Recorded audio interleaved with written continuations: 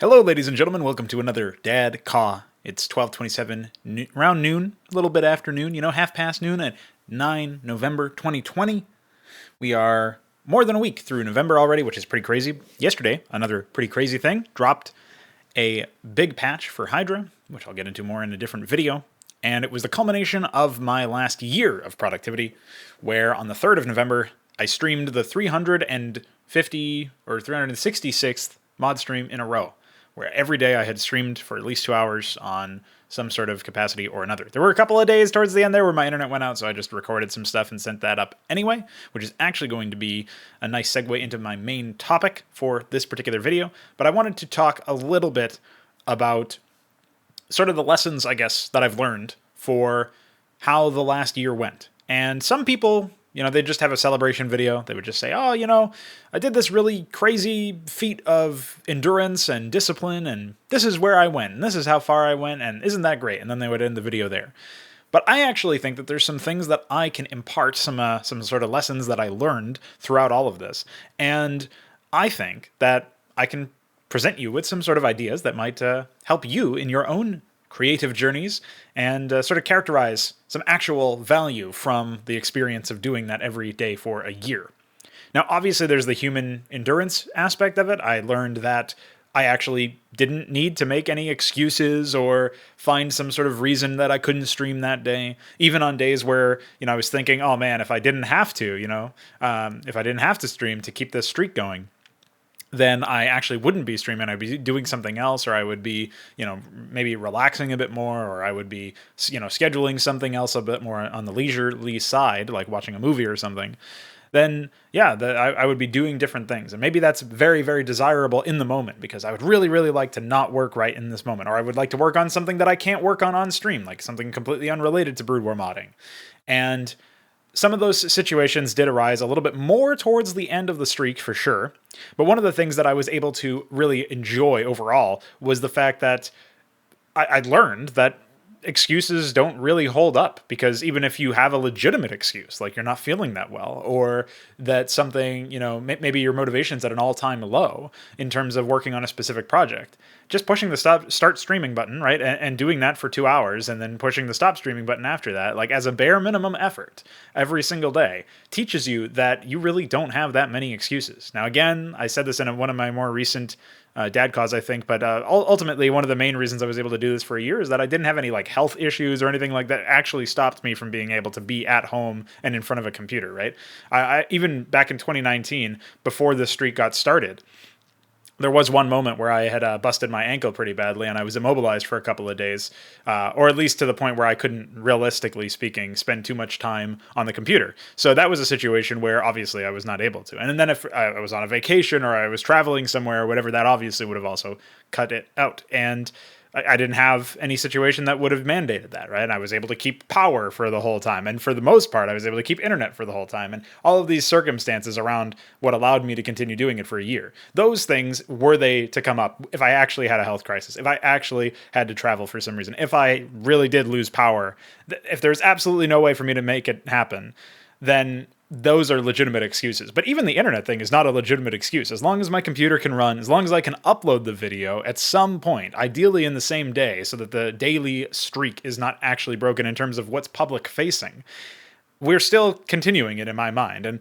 that even that is not an excuse, right? So as long as the computer has power, and as long as I have power myself, then what's stopping us, right? What's actually stopping us? Is there really anything stopping us? So in that situation, I think that was one of the most valuable sort of educations, sort of lesson to learn from it, is that you don't have nearly as many valid excuses as you think you have for not doing work of a specific kind every single day. Even if it's tough work, even if it's work that is not necessarily immediately gratifying, if it's not something that you have a ton of motivation for in the moment, despite all of that, it's still possible to make it happen. And none of that stuff that's like all in your head mentally, none of that is a valid excuse. There's always something that you can do, even on a level where it almost feels like it's low-hanging fruit. Like, I've got this big problem and I'm not going to really work on that problem specifically, but I'll still work on the project that has that problem in a different way. So for Hydra, this is obviously like if there was a big plugin issue and I didn't feel like debugging that, but I worked on AI or conceptual stuff for the units or a map or something like that. It still classifies as work, and I don't let the fact that I'm having a difficulty pursuing a specific problem stop me from just in general pursuing progress with the project overall in a more like broad strokes, zoomed out experience, right? So there's a lot to learn there, I think, just in that. It's a very dense topic to get into in terms of like what is a valid excuse and like how do you convince yourself that you don't have the excuse. Like one of the steps for that was actually realizing that I just made it a goal. I made it a thing that had to happen for me to be satisfied. So that's why the language that I was using earlier is I have to stream today. I have to do this because it's not like it was actually something gun to my head or there was any high stakes like that. But I just made the determination at some point after a couple months. I want to see how far this thing can go. And then I eventually was able to do like essentially weighing up. Is this ever really an excuse? Sort of like what I was talking about earlier.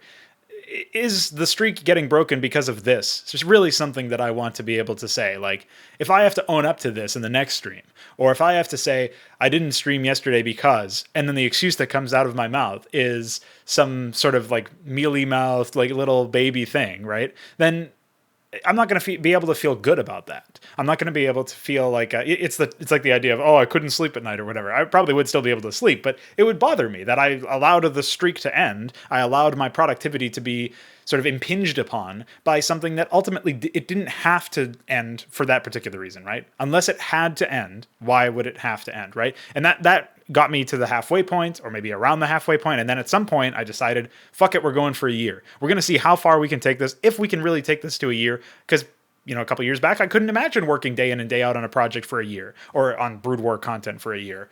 And it's not like that was the only content that I produced either. Obviously, before the streak ended, I was able to start up a bunch of other video series. I did all of the second channel stuff where I started up all of those esports interviews and started moved the CSGO content over to there so that I could do map analyses and stuff like that without flooding this channel for that, for the people who are not as interested in that content. Although if you are interested in that content, obviously you can just sub to both channels.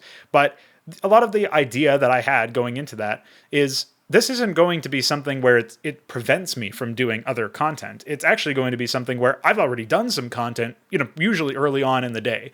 And as a result of doing that content, the mod streams themselves, I'm even more inspired. Like I've already started. It's almost like if you don't get up out of bed at like 9 a.m., you're like, oh man, I was supposed to get up at 8 a.m. and I'm still in bed at 9 a.m. If you don't actually have to, like if you don't have work or school or something where you had like an appointment, if it was just something that you were like setting a goal for yourself, like with these mod streams, what I found was the longer I allowed myself to stay in bed, the longer, like the harder it got to actually get out of bed. You know what I mean? It's like the body in motion stays in motion. It was the inverse sort of principle was being applied there, where I was realizing like this fucking bed behind me, I could stay in there all day really if I was, you know, left to my own devices really. If I was not forcibly, you know, motivating myself and telling myself to get up and do the work and remaining disciplined of stuff, right?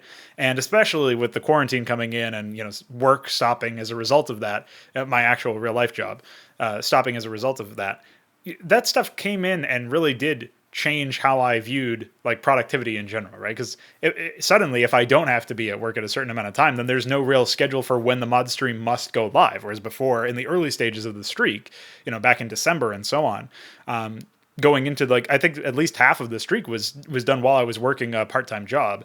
And that part-time job meant that 3, 4, sometimes 5 days out of the week, often 3 or 4 at the very least, would end up essentially the whole afternoon was taken up. So I had to do everything in the morning. And if I was ever sleeping in, that was a bad sign. Not because I would be late for work, but because I would be late for the mod stream, or the mod stream had to get cut short on those days or something like that. So that really allowed me to sort of like took the choice out of my hands. Again, going back to the idea that I have to do these mod streams because I made it, I no longer had a choice in that respect. As long as I could do it, I had to do it. And it was the same deal with work. Like I view actually working at a job as much the same way, unless there's something that prevents me from actually going into work, like I'm really sick or something. In such a situation, I mean, obviously you could see which one was more important because there were many times I streamed when I was still sick and maybe I called out of work that day.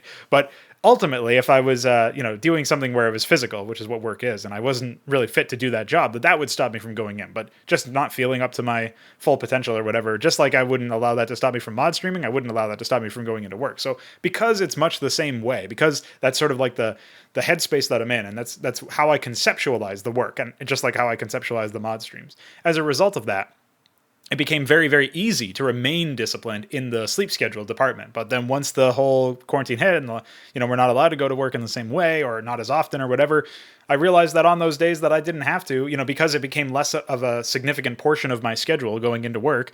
As a result of that, it resulted in very, very different experiences for the mod streams, where they would sometimes be very late at night or in the middle of the afternoon instead of being in the morning. And even now, we haven't really settled on a proper time for that. But in general, it is a little bit earlier in the day now than it used to be. And that little midpoint where it kind of sagged in terms of consistency and in terms of when it was going live was entirely, I think, or at least significantly, because of the fact that I was doing so much more sleeping in, right? So much more reckless time spending, I guess you could call it. Reckless spending of money. Well, reckless spending of time is what happened to me, and I was able to eventually kick myself out of that habit, but it had to come from within instead of having the justification of going to work. I just had to say, I'm better at doing my work here on the computer if I'm awake earlier and I'm up and at 'em and I'm able to do that work in the morning. And so that was another thing that I think I learned about myself, about my own sort of capacity for work, and also about patterns of existence, I guess, like, habits basically for life that allowed me to do my best work and do my best work most often. And I want to talk about quality over quantity as well, because generally speaking, a lot of those mod streams, especially the ones that were more towards the end, I feel like, but maybe it could just be recency bias, ended up having some difficulty with focus, where I was very, very difficult. It was very difficult for me to actually focus on one particular topic. And I would always be working on like multiple different things and multitasking, and in part due to sometimes chat interaction sort of sending me down a specific rabbit hole, right? So obviously the mod streams themselves are really good for, streaming live, getting some new people interested. Those new people might in turn end up being people who you might want interested in part of your community. Like, obviously we had a couple of people come in who later on went on to be, contributors in some degree or another, right? There was a brief stint where Spider or Eidolon or whatever name he goes by came on and did some music and was interested in doing some more stuff before some personal stuff happened with him. So I think he got really busy with his job or something. But then there's also people like Adam, most recently, Frenzy on the Discord server. He popped in and he's been helping with the website design. And it's just because I was streaming that I found him. Otherwise, I almost certainly would not have found him, I feel like. So people like that, obviously that's like that's a rough argument to make because there's so few. It's so few and far in between, and maybe you would find people with an upload schedule instead of a streaming schedule, but I do think streaming has something to do with it. And there's something about streaming that allows a different kind of people to come in and experience your work. But at the same time, something to consider is the fact that we're dealing with, we're trying to figure out at what point is it too much of a qualitative sag, a qualitative harm to the content, to continue doing it at that quantity. And the whole quality versus quantity argument has been done to death for a lot of different things. And it's certainly a favorite quote or favorite topic to go into when you're trying to analyze whether or not you're doing too much and it's not enough quality, or you're doing too little regardless of the quality. And there's a bunch of different angles to take on those positions. I think that in general, one of the things that I learned is that there's ways to optimize the quality of the experience, the quality of the progress that I'm making. And it does result, generally speaking, in either less chat interaction or no chat interaction if it's a recording. And one of the things I learned when I was doing those recordings is that I was able to, in essence, I was able to just focus myself a lot more. And because I knew it was a recording, and because I knew that people would be more inclined to sort of tune out after a certain point, because it's not something they can just hop in and hop back out, sort of drop in and drop out in that same way, like a live stream is. They could skip around, surely, if they wanted to, but it's not really the same thing as if they know that they could type a message and I might respond. In fact, I think I respond to almost every message that I've ever gotten on a live stream, and if it's a mod stream anyway, if I'm not busy looking at a video game that I'm trying to play or something. So there's a lot of situations, I think, where on some level it does result in, I would say, a restriction on the overall amount of interaction that you can get, and the viewer experience might end up going down as a result of that. But the quality of the content will be better. The quality of the mod stream or the mod recording, the developer session, would mean that I would yield higher quality work at the end. I would be doing better work in a shorter amount of time. So like the density of work or whatever accomplished is higher, the ratio or whatever you want to call that. And I also think that in general, I would be more engaging during those streams. I'd be talking a lot more. I would have less dead air. I would have less time spent sort of like meandering, like looking at a chat message and then reading that chat message and then trying to figure that shit out. So there'd be a lot of things there where I think you'd have enough similarities between the regular mod streams that there would be still an overlap of viewership in that sense. But there would also, I think, be much higher focus on the actual content development that's happening and less on the event or stream nature of the thing, if that makes any sense. So I am considering continuing to do those recordings. I definitely will be doing them for certain projects. I'm not sure how many of them will be immediately made public and how many of them I'll want to wait on until after I work on like actually release the content. Like for example, I was thinking of recording the developer sessions for the first mission of In Consummate, the remake that I want to do, just for that particular map. I don't have plans to remake the whole campaign yet. We'll see if that changes. But the idea is that I'll just remake the first map. I'll get that briefing done. I'll get the first map in, and it'll be really good. And ultimately, what you'll be able to, see from those recordings is eventually they'll get released. But ideally, they would probably remain like private or unlisted or whatever until the time would come around that the content itself, the map itself, was ready. And then I would have an announcement, and the videos would probably they'd be silently publicated so that nobody would get a notification or it wouldn't show up in people's sub feed because it would probably be like 10 or so videos or however many sessions there actually end up being for that one map, and that would drop. And the playlist would be publicly available and people would be able to go and look at it if they wanted to. But in theory, like it's not something that absolutely has to happen in the same way as the public facing content has been in the past. And I also generally think that moving away from mod streams in general might be a good move on a growth perspective. It's not something I talk about very often. It's not something that I'm particularly caring about in the sense that I think bigger like following or bigger numbers or whatever would yield to better quality product in any capacity, really. I think the one argument you can make is like we might get more people who are interested in contributing in addition to people who are just interested in playing or watching the content.